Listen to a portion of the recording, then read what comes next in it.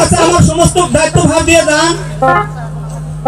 কিন্তু চাচা আমাকে সুনজরে দেখছে না, এমনকি মাঝে মধ্যে আমার নিজের রান্না করে খেতে হয়। তাই বলছিলাম দাদু, আর বলতে হবে না, মানে একটি টুকটুকি বউ শাদি করতে হবে, তাইলে দাদু ভাই দাদু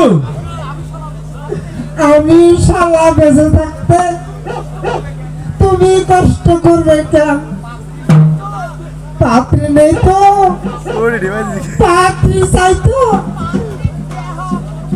পাত্রী ডাহা পড়ব না দাদু না, আপনার খোঁজ আছে কিনা তাই জানতে চাচ্ছি দাদু সাহেব। আছে মানে